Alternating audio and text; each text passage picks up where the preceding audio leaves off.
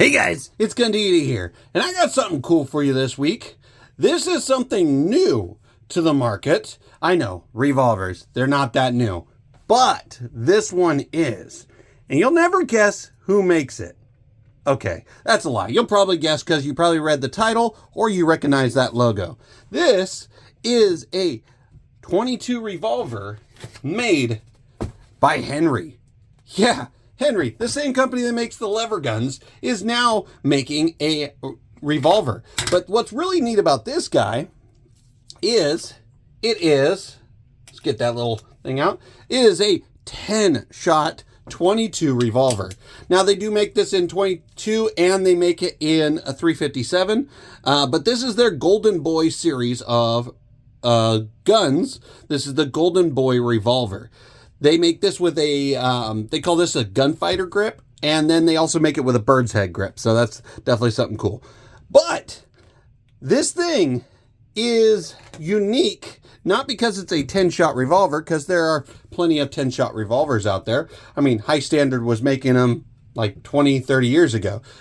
But it's unique because it weighs a ton. I mean, this thing empty weighs 36 ounces. That is heavier than most 1911s. This thing is a huge hunk of steel. The good thing is that weight is going to keep that recoil super low on this guy. But the negative side is this is not very fun to carry because it is extremely front heavy. But it is beautiful nonetheless. I mean, you get a big giant target barrel. This is a 4-inch target barrel. Look how thick that barrel is.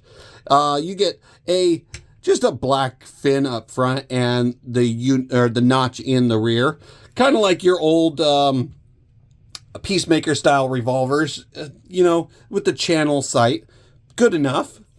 It does not have a shrouded ejector rod, so it kind of resembles some of the older 22 revolvers in that aspect.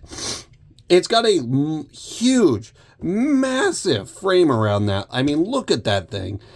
That frame looks like it should be on a 44 Magnum. And that's probably what adds to that weight. Of course, it's got a beautiful brass, large trigger guard. It's got brass finishing all the way around the grip. This grip has got that little jut out like that kind of gives it, trying to think of the revolver it reminds me of. I can't think of it off the top of my head, but it looks really neat, and it definitely gives a different angle to the grip there. You got a nice wood grip, of course, with Henry's logo etched in, and that's on both sides of the grip. And it's got a Smith & Wesson style push forward release. And, of course, 10-shot revolver. Let's go ahead and check out that trigger. I'm not going to dry fire it a bunch. Let's actually go ahead and put that guard back in, so that way I don't damage the gun. All right, so double action trigger.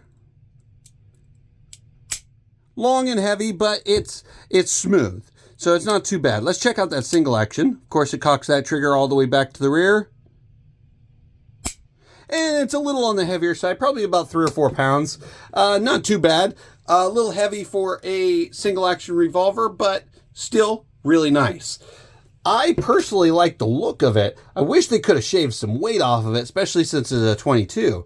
But because of how light it is, this thing is probably going to be one of the lowest recoiling 22s on the market. I mean, this thing is very heavy, but beautiful gun. Definitely something you should check out. If you ever get a chance, check out the Henry Golden Boy series of revolvers. They have 22 and they have the 357. Although I think they call the 357 the big boy or big bore, something like that. But definitely something you should check out if you ever get a chance. Check out the Henry Golden Boy revolver in 22 long rifle. 10 shots, can't go wrong. Guys, this is Gundita, and as always, I will see you for the next one.